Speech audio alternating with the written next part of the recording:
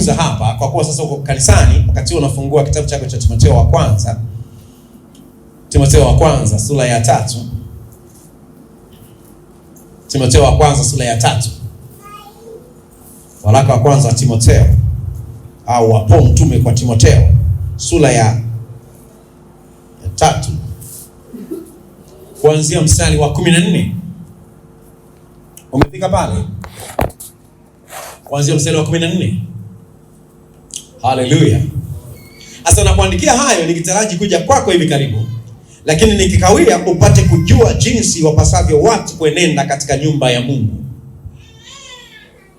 Anasema lakini nikikawia upate kujua jinsi wapasavyo watu kuenenda katika nyumba ya Mungu, iliyo kanisa la Mungu aliye hai, nguzo na msingi wa kweli, na bila shaka sila utaua ni kuu.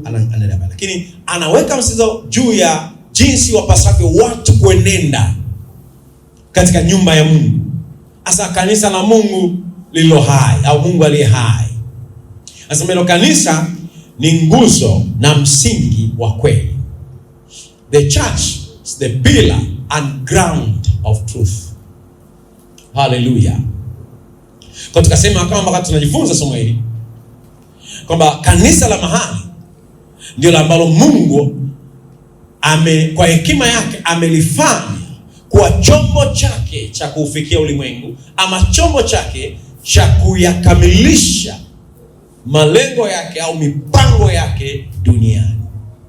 Anafanya kazi ndani ya kanisa na kupitia kanisa, kwa anaufikia ulimwengu kwa njia ya kanisa. Anawaperfect au anawakamilisha watakatifu kwa njia ya nini? Kanisa. Anainua watendakazi kwa njia ya nini? Kanisa. Analisha kundi lake yeye kama mchungaji kwa njia ya nini? Kanisa. So chochote Mungu anafanya duniani anakifanya kwa njia ya kanisa. Haleluya. Tuko pamoja? Kwa anasema sasa inapaswa watu walio katika kanisa wajue jinsi iwapasavyo kuenenda ndani ya kanisa. Maana ndani ya kanisa kuna mtembeo wa kanisa. Kuna attitudes kanisani. Kuna mwenendo katika kanisa la mahali. Kuna mambo unapaswa ufahamu jinsi ya kuenenda ukiwa katika kanisa la mahali. Jinsi ya kujichukua ukiwa katika kanisa la mahali. Hallelujah. Ndani ya kanisa. Maana kanisani sio mahali pa chaos, fujo, confusion. Huyu anaruka majoka, huyu no. There is order in the church. Maana kuna utaratibu katika kanisa la mahali. It's a place of order. Kuna mambo yanayopaswa kufanyika kwenye kanisa la mahali. Maana kanisa la mahali pia sio la mambo yote. Mambo mengi yanaweza kawa mazuri tu, lakini sio ya kufanyika wapi? Kanisa. Mtu mmoja akasema kwamba shetani si wakati wote anatuma watu waovu kuja kufanya mambo maovu kanisani. Shetani anaweza kutuma watu wema wakaja kanisani kufanya mambo tofauti. Sema mambo tofauti. So they are doing good things, not necessarily evil things, but contrary things, contrary to the mission of the church, contrary to the purpose of the church. Tofauti kabisa na kusudi la kanisa, tofauti kabisa na yale yanayopaswa kufanyika nini? Kanisa. So maana kanisa la mahali lina mambo ambayo waamini wanapaswa kufahamu. Haya ndio mambo yanafanyika kanisani. Mengine ni mazuri lakini ni ya kufanya nje ya kanisa, ili kanisa libaki kwenye mlengo, focus, libaki kwenye mission yake. Linapaswa lifahamu mission ya Mungu, mission ya Kristo. Linapaswa lifahamu linatembea katika mambo yapi, na waamini wajue jinsi ya kuenenda kwenye kanisa la mahali. It's a place of order. Glory to God. Hallelujah. So tulisema tulipokuwa tunaanza tukasema kwamba kanisa la mahali ni mkusanyiko la waamini katika mahali mahususi wenye uongozi mahususi. Kwa maana katika kanisa la mahali tunategemea kwamba there is a leadership. Kuna uongozi mahususi. Inajulikana mchungaji ni nani. Inajulikana kiongozi wa seli. Inajulikana nani anafanya nini. Who is doing what. Ni mahali penye order, pana utaratibu, pana mpangilio. Hallelujah. Ndio maana nyaraka zinasema kwamba mwatambue hao waliowekwa Muwatambue, kuwatambua. Unapaswa utambue kwa katika kanisa la mahali, unajifunze kuwatambua viongozi wako. Na unawastahi sana kwa ajili ya kazi yao, sio kwa sababu wao ni bora. Sasa kwa ajili ya kazi ile wanaoifanya, unawastahi sana. Haleluya. Tuko pamoja? Kwa tukajifunza kwamba ndani ya kanisa la mahali kuna shughuli zinafanyika. Kabla ya kujifunza attitude njema ama mwenendo wa muamini katika kanisa la mahali, tukasema tujifunze kwanza nini yanafanywa kwenye kanisa la mahali. Mambo yapi, shughuli zipi, activities that are being carried or done in the church. Tukasema shughuli ya kwanza ni nini? Mafundisho, teachings. Kwa hiyo place ni mahali watu wanakuja kufundishwa, kwa informed neno la Kristo, ni shule ya Kristo, ni chuo cha Kristo. Amen. Tukasema jambo lingine linalofanyika katika kanisa la mahali ni nini? Uinjilisti na nini? Na wanafunzi. Kwa kanisa la mahali linatuma watu kwenda kufanya injili, kuhubiri injili, kuwafikia outreach, kuwafikia ambao hawajamii. Kwa hiyo tunapokutuma sio kama tunataka kukera tu. Tunataka utimize mpango wa Mungu duniani kwenye maisha yako. Yaani utimize mpango wako wewe, mpango wa Mungu kwenye maisha yako utimize. Kwa hiyo kanisa la mahali na likusukumi kufanya wanafunzi, maana you are in a wrong one. Sasa kanisa la mahali nataka kusukuma watu wake kufanya wanafunzi. Na mchungaji akuulizi wanafunzi wako wapi? Maana you don't have a pastor. You have a friend or mshikaji tu, jamaa tu. Kwa lazima tukuulize wanafunzi, lazima tukusukume kutafuta wanafunzi, kufanya wanafunzi. Kwa sababu ndio purpose kwa nini uko pia kanisani. Ni moja ya sababu uko kanisani. Uzae matunda, wafikie wengi. Utimize mpango wa Mungu kwenye maisha yako kwa njia ya kanisa. Hallelujah. Glory to God. Kwa kanisa linakusukuma kuomba, linakusukuma kufanya wanafunzi, linakusukuma kufika kwenye mafundisho. Tukasema shughuli nyingine ya tatu inafanyika ni nini? Maombi. Prayer. Inaitwa nyumba ya sala. So it means it's a place of prayer. Ni mahali pa maombi.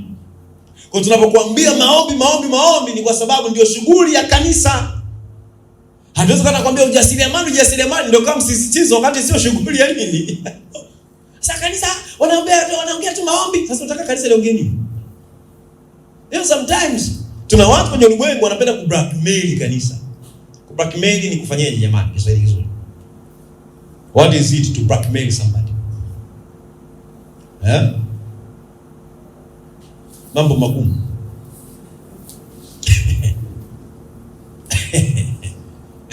Hivyo. Haleluya. Vipi hivyo? Blackmail.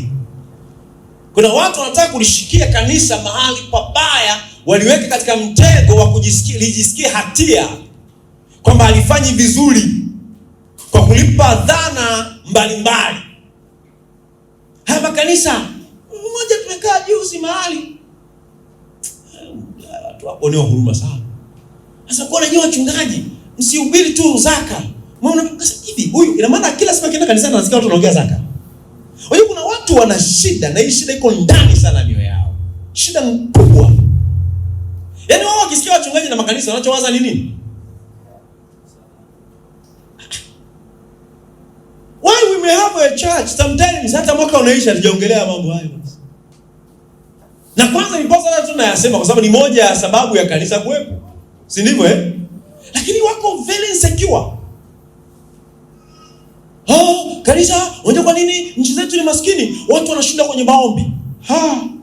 Watu gani wanashinda kwenye maombi nchi? Which church? Yaani unaacha kuangalia shida halisi zinazofanya wananchi wako wewe maskini, au nyewe wananchi sisi wananchi tuwe nini maskini. Tunaanza kusingizia watu wanashinda kanisani, wanakesha wanaomba. Anakesha naomba. Kwa ndio umekuwa maskini. Bro, wewe tu hautaki maombi. Ukisikia maombi unakeleka. Like that's the duty of what? A church. Kanisa linapaswa kufanya ndio. Tena kuomba bila kukoma. Hebu sema kuomba bila kukoma. Kila siku. Mtu akikosa hela, mtu akiwa maskini, kwa level yoyote ya tafsiri ya umaskini kwake ilivyo, akiwa maskini asisingizie maombi, asisingizie kanisa. wala program nyingi za kanisa. Hana tu akili.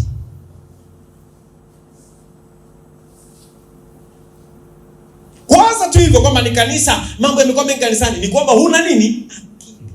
Mimi nafahamu kutokuwa na hela na kuwa na hela si sana product ya kwamba una akili nyingi, na si sana product ya kwamba una bidii nyingi, na si sana product ya chochote ambacho unaweza kukipima kawaida. Kuna mambo mengi sana yanahusianishwa. Yaani tunasema ni mambo mtambuka na hakuna formula. Unaweza kuweka jitihada kweli kweli. Unaamka saa 10 asubuhi, unarudi saa 6 usiku au saa 8 usiku, unalaga masaa mawili na bado kaa una nini? Haujui kanisa, wala utoi muda wako kwa ibada, hauendi nyumba yote ya ibada, unafanya kazi usiku na mchana na bado usio na nini? Tuna Waarabu kule wanafanya swala 5, hawana hela. Walioenda India, Wahindi wanaingia kwenye masinagogi yao mara ngapi? Hapa mjini kwenyewe wanafunga. Kwanza hivi Wakristo tunawafikia hawa watu kwanza katika hayo mambo? Mkristo ambaye unamwambia tu Bible study ya Jumatano anaambia duka langu utamwachia nani? There are people who are very duka saa 1:30 analalamika atamwachia nani? Nani duka? Ndio mimi niko mwenyewe nauza. Anaogopa. Wakristo wanaogopa kufunga maduka yao kwenda ibadani. Ndio nasema eti wamekuwa maskini kwa sababu ya kanisa. Christians from where? Labda wa sayari ya mass. Tunaowajua sisi ambao wanatamani tupeleke ibada saa 4 asubuhi. Hivi unajua kuna watu wanafikiri hapa wanachelewa kwa sababu ibada inaanza saa 3. Wanafikiri tukipeleka saa 4 watawahi. It is a lie. Kuna watu tukipeleka saa 4 ndio anaona opportunity. Ngoja nikapige kwanza bajaji saa 1 mpaka saa ngapi pale. Ngoja kwanza niende kwanza dukani nikafungue saa 1 mpaka saa ngapi pale. Ngoja kwanza niende kwenye ile shop pale. Kila mtu anatafuta shughuli ya asubuhi, maana ameona upendo. Anaenda kwanza kazini, anaenda kwanza kwenye shughuli, ndio na atakuja tena amechelewa saa 5. Saa 6 ndio anaingia. Kitu kikikosa umuhimu kwako, huwezi kukipatia muda. Unanielewa nachosema? Don't lie yourself. Don't deceive. Ukiwa unataka kudanganya, basi danganya wengine. Usifike sehemu kaanza kujidanganya wewe mwenyewe. That is, yani hapo ni wewe sasa unakoenda ni kubaya. Usidanganye na wewe mwenyewe. You know the truth. Acha truth, ukweli uprevail kwenye moyo wako. Utakaa sawa sana. Wakristo waache biashara zao. Jumapili wale wanasema bila hamna ibada ya kwenda saa 1. Kwa nini unataka ibada ya saa 1 Jumapili kanisani? Sasa tuingie, tunakuja pale saa 3, mimi napenda ibada, tunarudia saa 1, saa 3 tumemaliza. Pastor anakuangalia muda, saa 3 chap, tunaenda kwenye biashara zetu. Wewe siku 6 umeshinda kufanya kazi kupata hela. Hiyo Jumapili hiyo. Na huendi popote. Na huendi popote. Kwa sababu idol worship, ibada ya sanamu, ndicho kitu ambacho kinagombaniwa toka Mwanzo 1 mpaka Ufunuo. Ibada ya nini? Hebu mwenye nako ibada ya sanamu. It means worship is the center theme of the Bible. Ibada ni kiini cha kati kabisa, au ni kiini na undani wa maandiko. Amri inaanza ya kwanza. Kitu ambacho Mungu anasema sikia Israeli, Bwana Mungu wako ni nani? Ni mmoja. Anasema usiwe na miungu mingine. Na hiyo sio miungu, usitumikie miungu mingine. Alafu naambiwa kumtumikia kwake Mungu unataka kumtumikia kwa akili zako zote, na nguvu zako zote, na roho yako yote, na kwa moyo wako wote. Umpende Bwana Mungu wako. Lakini leo hii watu wanaabudu mambo yao. Unafikiri ibada kuabudu shetani ni kwenda kwenye chama kinaitwa Freemason? You are thinking wrong. Wengi ni wanamwabudu shetani, but they're in church. Ibada ya sanamu. Sanamu ni nini? Ni kile kitu kinachokuja katikati yako wewe na nani? Na Mungu. Yaani kimekuwa ndio cha kwanza, of utmost important, juu kabisa. Yaani unasikia kimuhemuhe, yaani kimekushika, you can't live without it. That is your idol worship. Ni ibada yako ya sanamu. Wana wa Israeli walikuwa na onyo kuhusu ibada ya sanamu. Ni wana wa Israeli, na Mungu anaita ni wanae, ni watoto wake. Kanisa nalo linapaswa liendelee kuonywa kama hivi ninavyokuambia. Epuka ibada ya nini? Unamwomba Mungu kazi, anakupa kazi.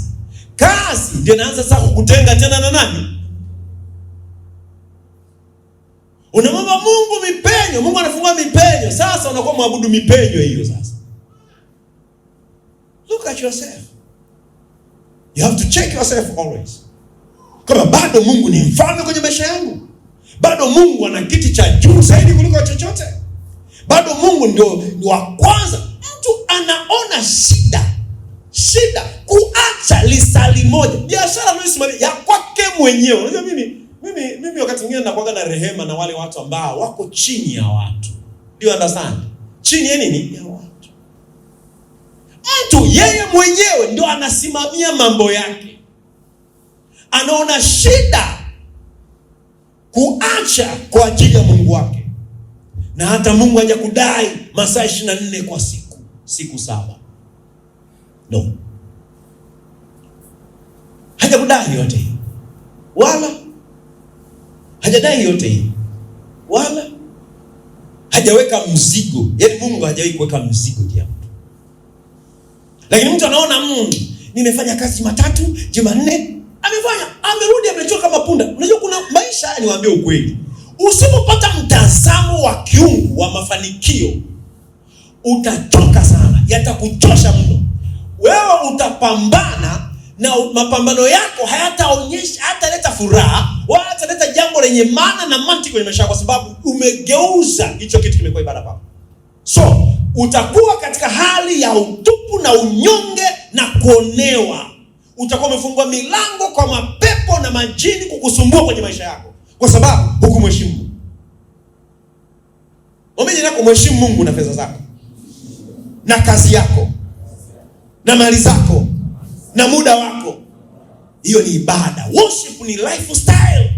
Ibada ni vile unavyoishi, vipaumbele vyako, hofu yako. Kichwa cha Mungu kiko wapi leo katika watu wa kanisa? Ambapo anaweza katetemeka, muda umefika sana, akafunga akaenda. Waambie kuna watu wanasema waache, Mungu atanipa hela. Wahindi na Waarabu wanaamini katika riziki Mungu anawapa.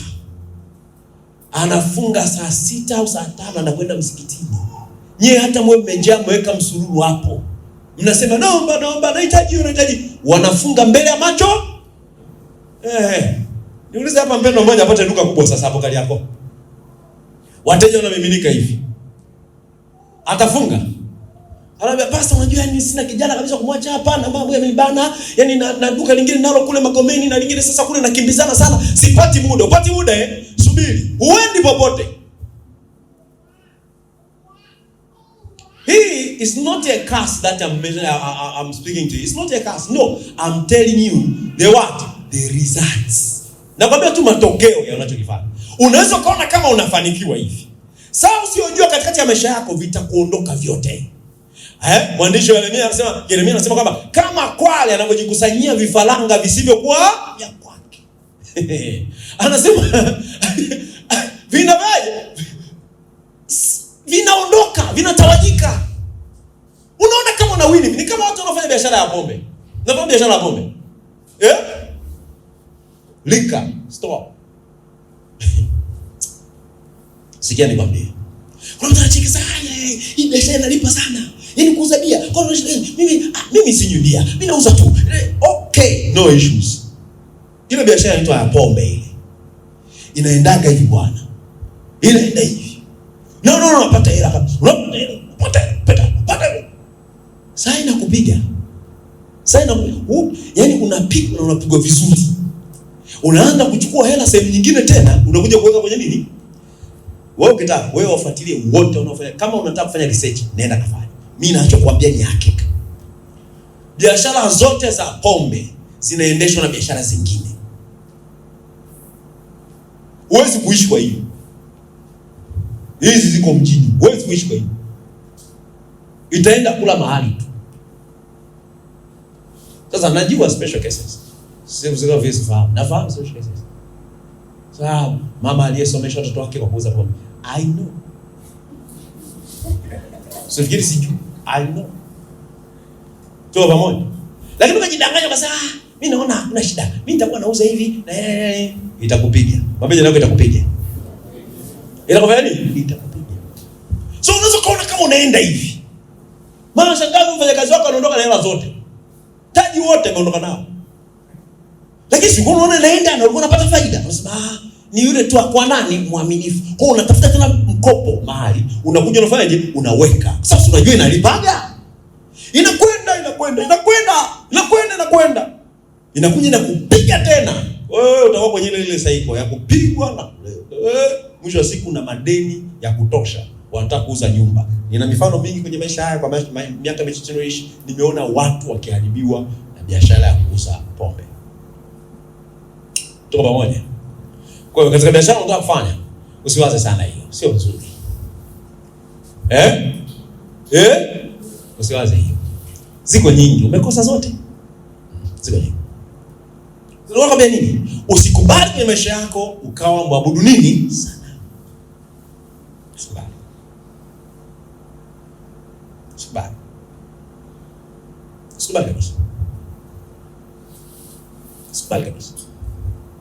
Tunasema Yesu ni Bwana na Mwokozi wa maisha yangu. Let us mean it. Lord ni Bwana. Let us mean it. Kwa muda wetu, kwa mali zetu, kwa vyote tulivyonavyo. Let us mean it. Tuwe wa Kristo kweli kweli. Wacha Mungu, watu wenye kichwa cha Mungu kweli kweli. Jumapili inapaswa kuwa siku ambayo watu wanakimbia wanapokuwa anakimbia na kwenda ibadani. Kwa sababu anajua pale ni kusanyiko la Mungu. Ni Mungu naenda kumwabudu Mungu. You are not coming here for Macarius or for whoever important is. No. You are coming to your God. Kwa hofu yako ni kwa Mungu. Ni siku yangu ya ibada. You prepare mapema, jana yako unaandaa, akili yako inawaza ibada, unakuja unakimbia, umechelewa unakimbia, wakati mwingine unaona hii inanichelewesha, unashuka unachukua kama una hela unachukua bodaboda ili uwahi. Hiyo ni Mungu anaona moyo. Mimi naambia Mungu anaona mioyo. Sisi kwa jinsi tunavyoishi, attitude zetu tumejifungia mambo mengi sana. Attitude zetu. The way tunamchukulia Mungu. Alafu tunafikiri Mungu ni kitu fulani hivi ambacho akifikiri, hakiwazi, hakiangalii.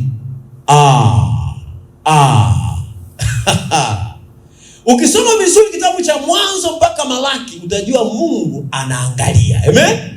Anaichunguza mioyo, anapima viuno, maandiko yanasema. Anachunguza mioyo, anaangalia. Na Mungu ni riwada, sema riwada. Ni anayetoa thawabu. Na thawabu hizo sio mpaka ufike mbinguni. Mungu ana reward hapa. Mungu anatoa. Kama Mungu anasema hivi. Anasema huwapa neema wanyenyekevu, huwapinga wenye viburi. Anajuaje wewe ana kiburi? Kiburi ni nini? Anasema huwapa neema wanyenyekevu. Manake ni kwamba he approves those who are humble, those who have the fear of God in them. Anawainua. Amesema anawainua mbinguni. Mbinguni ushainuliwa. Hauhitaji kuinuliwa mbinguni. It is here on earth. Asa he approves those who are humble. Alafu anasema he resists the proud. So it means that Lord, your God who is your father, baba yako atakupinga wewe mwanae, his son. Sasa imagine ukae kwenye position hapa, Mungu ndiye anayekupinga. Utaomba maombi wapi? Yaani ni dua gani na kutoa hapo sasa? Maana yeye mwenyewe ndiye anayekupinga. Huyu haendi kokote. Huyu asiendelee. Mungu ndiye anakupinga. Mipenyo ndiye amefunga. Milango ndiye amezuia. Amekupinga. You are in a very precarious situation. Hiyo situation sio nzuri kabisa. Ambapo Mungu anakupinga. Mungu atusaidie tusikae mahali hapo katika jina la Yesu. Hapo baba yetu anatupinga. Tunayemuomba anatupinga. Yuko kinyume na sisi. Unapambana mambo mjini unataka kuweka hiyo, Mungu amepinga. Unataka kutoboa, Mungu amezuia. Tunatembea kwenye rehema zake katika jina la Yesu. Hallelujah. Tuko pamoja. Si mahali pazuri kabisa kukaa akupingwa na Mungu. Kwa kuna attitude ambazo tusipoziweka sawa hatuendi popote. hatuendi popote. Program za kanisa hazijaikuwa nyingi, na wala sisi sio wa kwanza kumwabudu Mungu. Ilifanya kwa kizazi hiki kama ndio tuko busy sana. We are not the first and we won't be the last. Ni habari ya kicho tuko Bwana. Ni habari ya tunavyomheshimu. Mheshimu Mungu tu. Watu wanajua sasa huu ni muda wake wa ibada.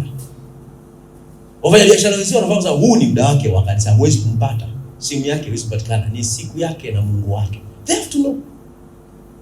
Na huo ndio Kristo, kwamba una tamaduni, una lifestyle, una vitu ambavyo ni desturi kwako, vinajulikana na watu wasioamini kwamba huyu maisha yake ni namna hii. Kuna pattern they can follow. Saa 7 anakuwa ibadani. Saa 11 juma ngapi? Jumatano. Huwa hapatikani. Ni cell meeting. Kwa sababu tumetumainia akili zetu na nguvu zetu, tunafikiri kwamba lisali 1.5 lile ambalo umelitoa kwa ajili ya Bwana utapoteza. Utapoteza clients, utapoteza partners, utapoteza sijui fursa. Wakati unakimbilia fursa umeacha la Mungu, Mungu anakuacha unaenda kuongea bana. Unapiga bana, unajua umetengeneza. Kwa kule mbele. Kwa mbele. Sema kwa mbele. Utamkuta amekaa mahali. Nataka kupita hapa pembamba palipo bana. Uendi popote. Kwa sababu kumheshimu. Unasema hivi, nitamheshimu anayeniheshimu. Hayo maandiko watu wataki kuyasoma yako. Hallelujah. Naongea kama unasikia haya, Mungu anataka kuponya maisha yako. Kama unasikia maneno haya, Mungu anataka kuyaponya maisha yako. Be careful. Tusichukulie Mungu kwamba haangalii, hajali. Yaani tunavyokuja vyovyote yeye iko sawa tu. Tukija tuna kizembe sawa. Tukija bila adabu sawa. Tukifanya mambo ovyo kazi yake tukichukulia poa sawa. No! Anaona namna gani tunamheshimu katika mambo yake. Anaona. Kwa hiyo nasema kwamba mtu blackmail kanisa kwa sababu zozote anazofikiria yeye. Wanaomba sana. Hatujaomba bado vya kutosha. Kimsingi mtu akianza kusema kuhusu maombi, ndio ongeza maombi. Maana yake message inafika vizuri. Ili kanisa mnaomba sana, mnaangalia tunaomba Jumanne na Ijumaa, tunaongeza Jumatano. Unajua bebe unaongeza na Jumatatu. Maana you are doing a good work. Amen. Wewe maombi kila siku unaomba nini? Unaongeza maombi tena. That's the answer to the devil. Unaambia kila kuhusu maombi, there is nothing like too much prayers. No. There is nothing like too much prayers. There is nothing like too much church. No. Kimsingi kama ingekuwa vipi? Kila siku tunaona jioni tunakutana sana. Kila siku. Ni maisha kawaida wameishi kwenye kitabu cha Matendo ya Mitume. Kila siku wanakutanika, wanajifunza, wanaomba pamoja, wanakwenda every day. Na maandiko yanasema tusiache kusanyika. Yaani kadri inavyowezekana tukusanyike.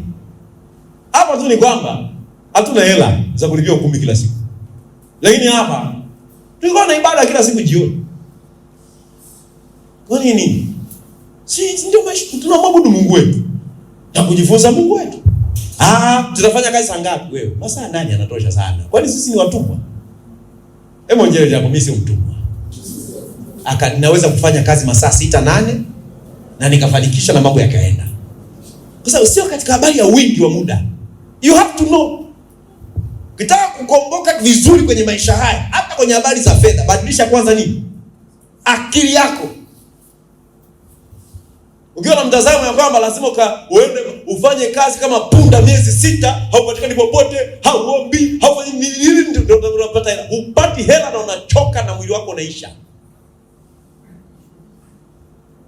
Sasa msisumbuke. Lile msisumbuke halimaanishi msifanye kazi. Don't work as people who have no God. Usifanye shughuli kama mtu asiyekuwa na msaada. No, wewe una baba yako. Hebu sema nina Mungu mbinguni. Una msaada. Wewe sio yatima kwamba unapambana mpaka sasa you want to die working. Kazi ni kwa ajili yako, sio wewe kwa ajili ya kazi. Shughuli na ulimwengu vyote ni kwa ajili yako wewe. Dhahabu, mali, fedha, milima, mabonde, mito, everything God has created for who? For you. Kwa nini ujiweke mtumwa hapa chini? Kataa kuwa mtumwa. Amen. Kataa kuwa mtumwa. Wakati wewe unasema Mungu, mimi sitakuwa mtumwa hapa duniani katika jina la Yesu. Nitafanya kazi vizuri, nitafanya kwa bidii, lakini sitakuwa mtumwa. No! Unakataa. Fanya vitu vyako vizuri, fanya katika akili, tumia maarifa uliyopewa, tembea kwa roho, utafanikiwa tu. No issues, utafanikiwa tu. Na mimi nawaambia hakuna mtu ambaye hatafanikiwa hapa. Kama unaweza kufanikiwa kwanza wewe mwenyewe, maana kuna wengine hawataki kufanikiwa, unajua. Afu unakuwa unalazimisha. Unataka kufanikiwa? Utafanikiwa tu. Utafanikiwa tu. Sasa kwa nini usifanikiwe? Utafanikiwa tu. Utafanikiwa tu. Hakuna shida. Usiogope jambo lolote. Usiogope kitu chochote. Una Mungu kwenye maisha yako. Hebu sema nina Mungu kwenye maisha yangu. Nina ujasiri huo. Nina Baba ananisaidia katika jina la Yesu. Kwa kanisa inaitwa nyumba ya nini? Ya sala. Maana maombi yanafanyika wapi? Kanisani. Mbona kila siku unaenda kanisani kuomba? Ndio inapaswa kuwa unamwambia.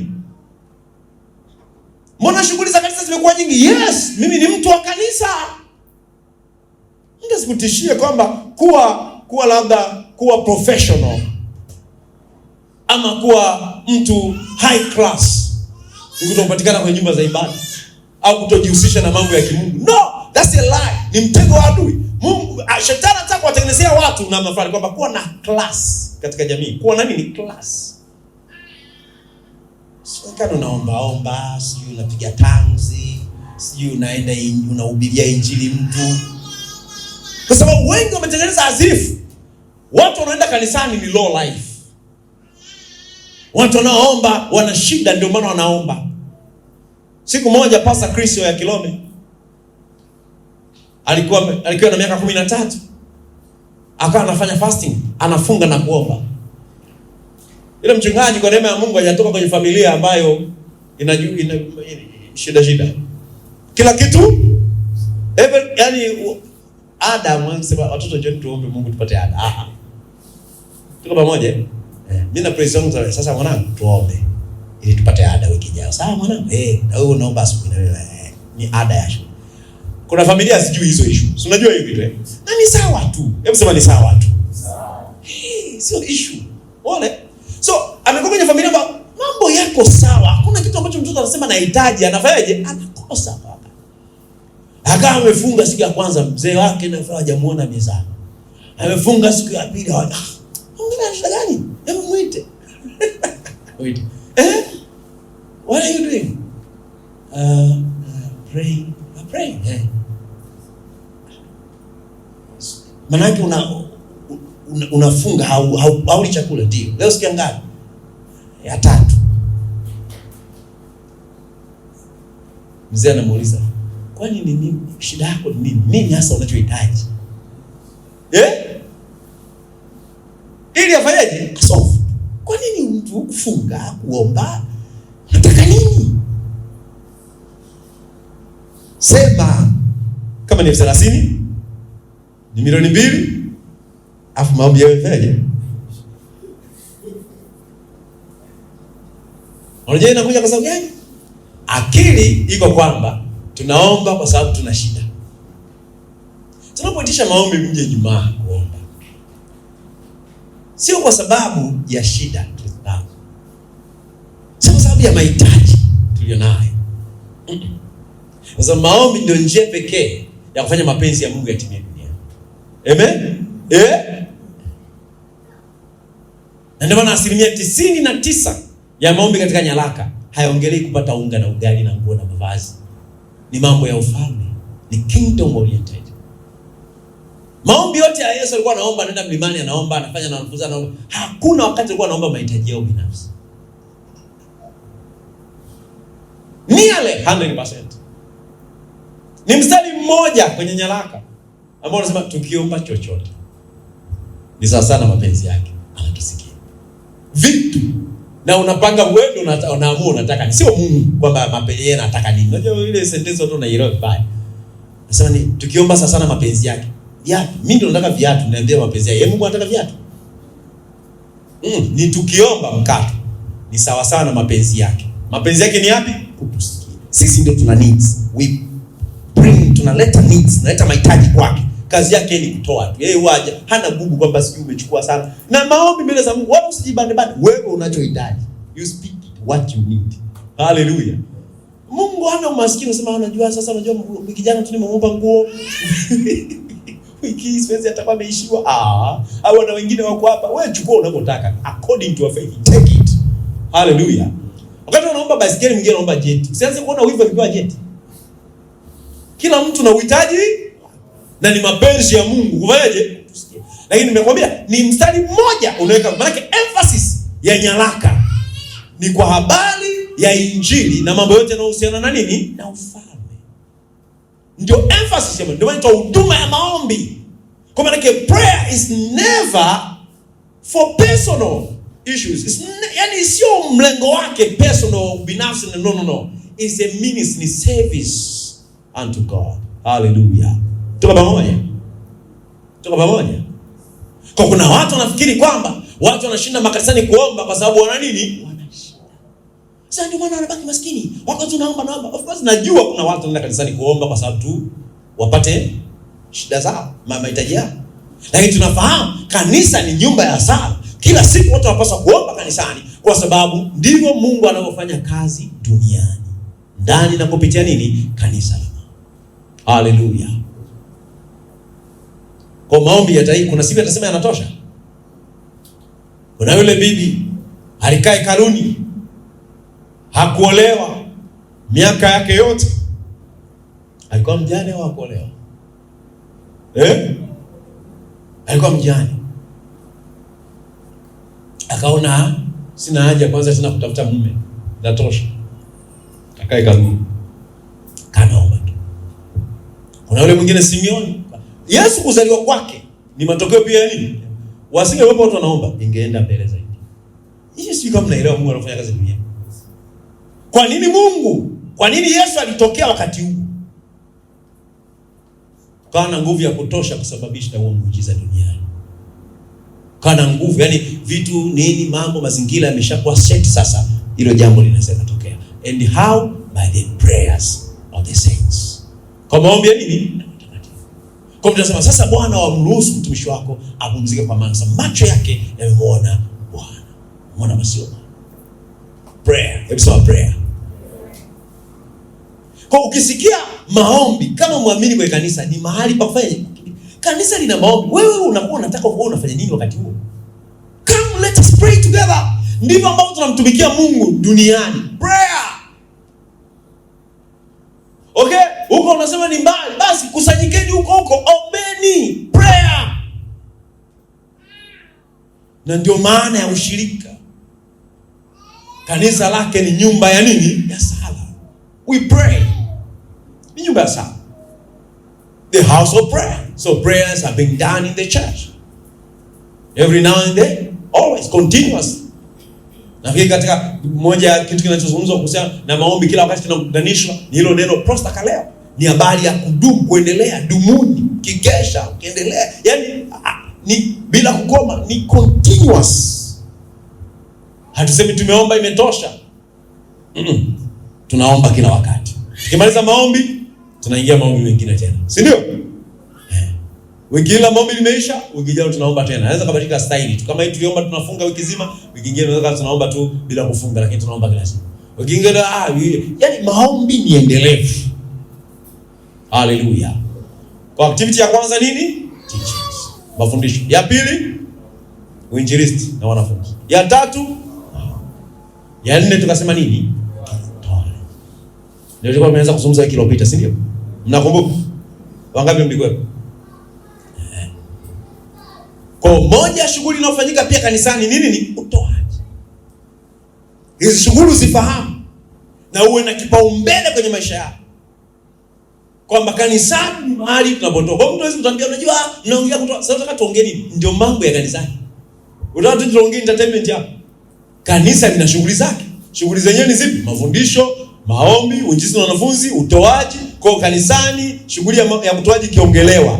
Is it a right place or a wrong place? And you can't say it is overemphasized. No. Neno la Mungu linapaswa kurudiwa na kurudiwa na kurudiwa. Sababu kwanza watu wanasahau kila siku. Kwa kama mtu anarudia wewe ni mwenye haki, ndivyo ambavyo unapaswa kurudia kwamba unapaswa kuhusika kwa kipato chako kutoa. Kama mtu unataka kurudia kusema kwamba umekombolewa milele, ndivyo unapaswa kurudia kukwambia kwamba mwanafunzi na mshirikishe mwalimu wake katika mema yote. It is the word of God for you. Neno la Mungu haulibagui na kulikata vipande uko unachukua linalokupendeza wewe. You have to endure sound doctrine. Utimilifu wa fundisho lote unapaswa kuupokea. Hauchagui eneo. Sometimes miaka 2019 pale 18 tukawa tunafundisha kwa nguvu sana habari ya haki patikana kwa imani, sababu injili kwa gizani sana. So we were very vocal na yani sisi tukienda, mimi nikaenda Facebook usiongei mambo mengine, nianze kuongelea mambo ya roho ya nini? Watu hawajui hata kama makoleo kwa imani. Niongee habari za mtembeo mwenendo. Watu kwanza waelewe nini? Haki patikana kwa nini? Kwa hiyo tulikuwa tunagonga hapo na tukawa very vocal, tunaongea na tunapiga kweli kweli. Wengine walituchukia sana. Wengine wakatublock. Wengine wakasema kutoa kuzimu. Na wengine wameokolewa wanafanya kazi ya injili vizuri sana. Hallelujah. Tuko pamoja? Tukawa tunasema na kusema haki patikana, neema ya Mungu kwa neema haki. Yaani imani, tukaongea kweli. Watu tukapata wafuasi wengine wengi kweli. Wakawa wanapenda sana kusikia tukisema haki, umehesabiwa haki kwa imani. Hakuna laana katika Kristo Yesu. Umekombolewa, umevuka, hakuna nani atakaye kushtaki wewe ni wa mbinguni. I'm free. Watu wakawa wanafurahia message ya I'm free. Hebu sema I'm free. Si tamu hiyo Watu wanafurahi I'm free. Unajua mtu kiambia uko huru. Kwenye wazako kwenye dini zako kaza watu wanaongea maneno. Dini mbaya sana. Mtu anaweza kaja tu pale Facebook kadia tu dini mbaya sana na kuchukia. Nini? Alikuwa na banwa kutoa. Nini? Alikuwa na bwana mwenendo. Nini? Sasa huko unasikia mnasema you are free. Sasa dini wewe mimi nakuchukia sana. So kapenda message yetu ya nini? Neema. Tuko pamoja? Neema. Kwa umeokolewa kwa neema kwa njia ya imani, ambayo kutokana na nafsi zako ni kipawa cha Mungu, wala siko matendo, mtu yeyote asije akahisi. Sikatai watu kwenye dini wamegandamizwa, wamewekewa kongwa zito kwenye mabega yao, ambalo hata waliowekea hawezi kulisukuma hata kidogo. Wamenyong'onyezwa wasijue hata utambulisho wao ni nani katika Kristo. Wanatembea wakiwa kama watumwa wenye hofu ya mauti, ya majini, ya mapepo, laana, kwa sababu ya message mbaya au uwakilishi mbaya wa Mungu unaofanya. Sasa tulipoanza kuambia unapaswa kuomba, kaanza tena hiyo kama haikai tena vizuri tena. I'm free bwana, I'm free. Sasa alimaliza yote, imemaliza, sisi ni kushukuru tu. Kiambia unataka kuomba, ufunga kuomba, unaenda kwa lugha kila siku, mbona unataka kuleta torati? Tunaongezea juu ya msalaba tena. Unaongezea kazi juu ya kazi ya Kristo. Kwa nini uweke kazi? Muamini amepumzishwa. Yaani Mungu anasema kwamba sabato, rest, kwamba ndani ya Kristo umepumzishwa. Wakajua basi nikuja kufanya kwa kila mtu kuhula hala, ufanye vyote, ishi vyote. Hakuna kanisani uende usiende sawa. Yaani maombi wapo usiombe, shukuru Mungu tu, alhamdulillah Bwana amefanya. Hey, we are free, we are free, we are free. Kaja kumwambia unapaswa utoe, kutoa tena. Kwa sababu aliona wamefunguliwa kwamba sasa kumbe Yesu ametoa. Kwa sababu Yesu ametoa, amemaliza, hawapaswi kufanyaje? Kutoa. Kumbe Yesu ametoa na imani. Amemaliza. Sasa amemaliza. Mbona watu wagonjwa bado wapo? Amemaliza kuponya lini? Amemaliza. Lazima ujue, anasema amemaliza. Amemaliza nini? Yapo aliyomaliza, yapo anayoendelea kufanya, na yapo ambayo atafanya baadaye. Mtu lazima atofautishe. Kwa umeona kama fundisho unapaswa ulipokee wote. Shuka kipande. Sasa katika siku hizo watu wanajitafutia wale watakuwa wenye masikio ya nini? Wanatafuta kusikia. It ears ni kusikia unachotaka. Kwa unakuta mtu atulii kwenye kanisa la mahali. Anaokota vile vitu vinavaji na sasa huyu ndio mimi kanisa hili mmekuona zile message nani Facebook comment. Hii kanisa liko wapi ndio la kwenda hivi. Nini? Wameongea vitu ambavyo vinashibisha moyo wake. Not necessarily neno la Mungu. Sio lazima iwe ni kweli ya Mungu. Haya ndio makanisa ya kwenda haya. Haya, huyu mchungaji yuko wapi? Twende nani Jumapili. Nini? Amesema harakati kuikomboa nchi kutoka katika watawala waovu. Sasa ndio kanisa linakemea uovu bwana. Hilo kanisa linahubiri haki. Nakemea serikali bila kuogopa. Liko wapi kanisa? Huyu mchungaji ndio tukamsikilize huyu. Amesema mambo yaliyojaa nyoyo. Kini neno la Mungu na fundisho la Kristo lina upana wote. Sema upana wote. Kwa tukianza kubana kwenye mwenendo sasa usema Torati. Tukikubana kwenye tukikwambia sasa unapaswa kukua katika utoaji. No. Ni moja ya mambo ambayo tunafanya katika kanisa la mahali.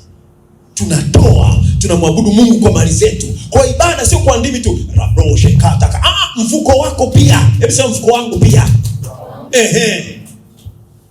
Worship is not just baba no, with your money. Hela yako inapaswa itumike sana kwa Mungu. Hela yako inapaswa ihusike sana kwenye injili. Hela yako inapaswa ihusike sana kufikia mahitaji ya watakatifu. That's where you are serving God. Hapo ndipo unamtumikia Mungu. Pesa yako. Unaweza kujiuliza, hivi pesa yangu mimi sana inaenda wapi? Ni maswali ya kujiuliza tu. Hii inaitwa checking your heart, checking your life. Unafanya cross checking. Hela yangu zaidi inatumika wapi? Hela yangu inatumika wapi? Unajiuliza tu, hela yangu mimi zaidi inatumika wapi? Na swali lingine unajiuliza, hivi sadaka yangu mimi kila Jumapili ni ya namna gani?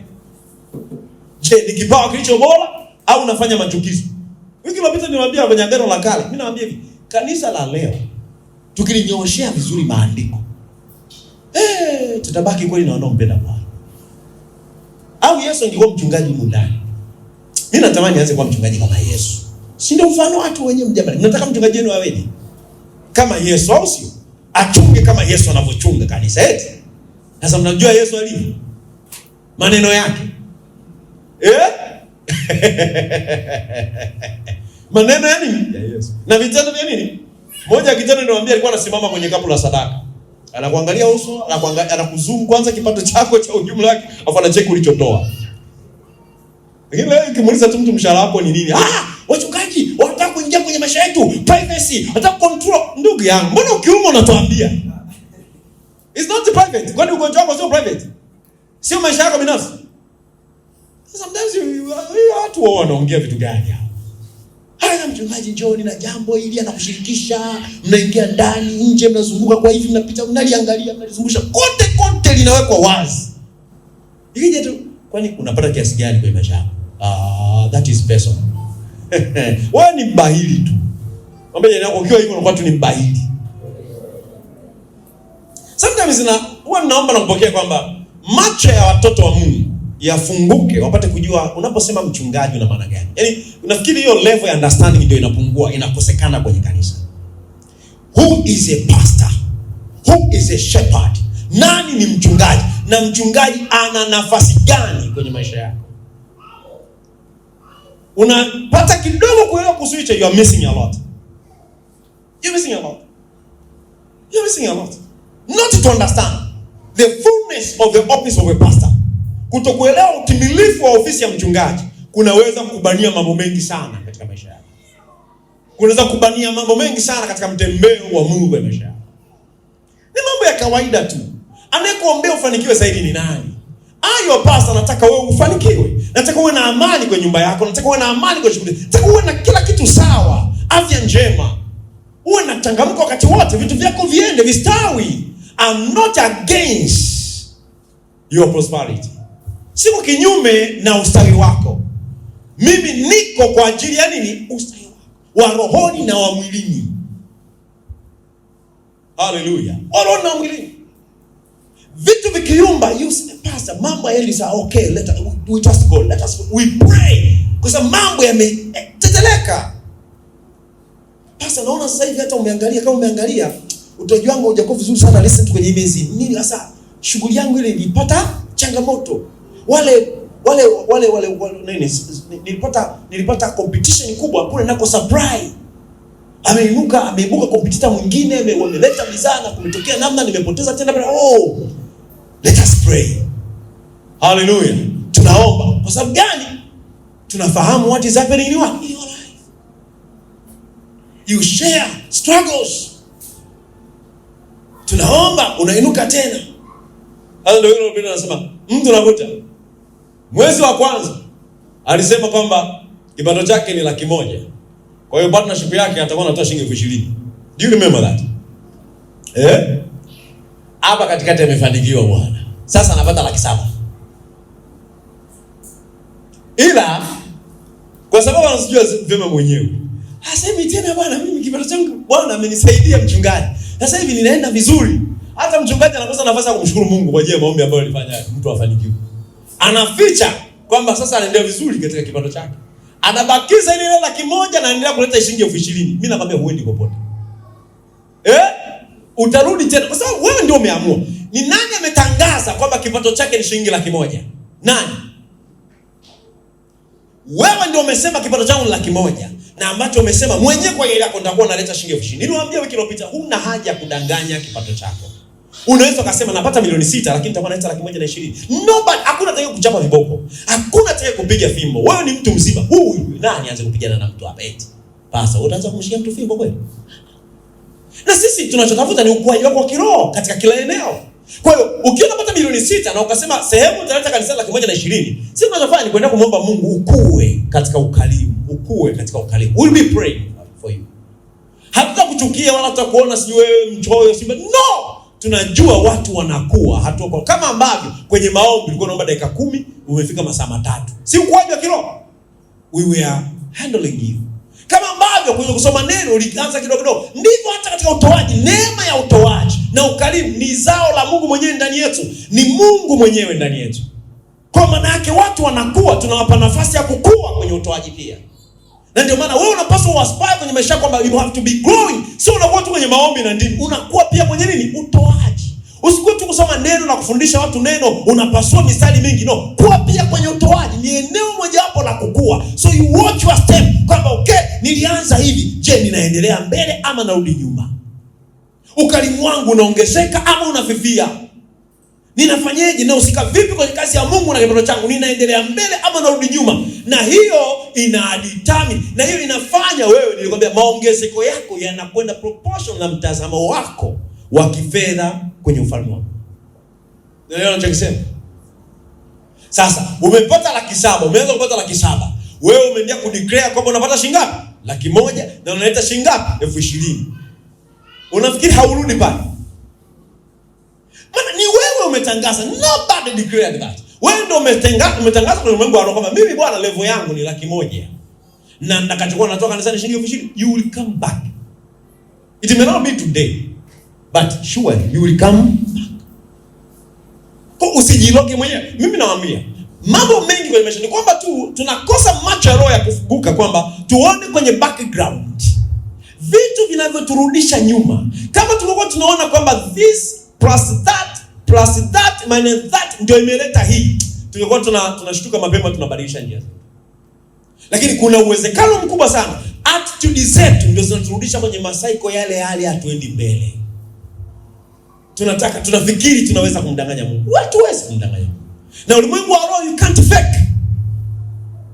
Yaani ulimwengu wa roho hauna ile kwamba unazuga na utembelee kuzuga. Ulimwengu wa roho kama 1 ongeza 1 ni 2, 1 ongeza 1 itakuja ngapi? 2. Kwa unaweza ukafanya kama umedanganya wanadamu, lakini huwezi ukachiti kwenye ulimwengu wa roho. Na huko ndiko ambako unazalisha yoyote yanaonekana dhahiri. Don't cheat in the spiritual realm. Unachoishi, unachopanda, maandiko yanasema ndicho unafanyaje? Unapanda mbegu gani? Ukipanda mbegu ya kwamba wewe ufanikiwi, kinachotokea ni kwamba hautafanikiwa. Ukipanda mbegu kwamba mimi nafanikiwa, mimi ninaendelea mbele, ndicho utakachokipokea. Kwa hiyo wewe unapanda mbegu kuonyesha kwamba mimi sina kitu, mimi nioneni huruma tu.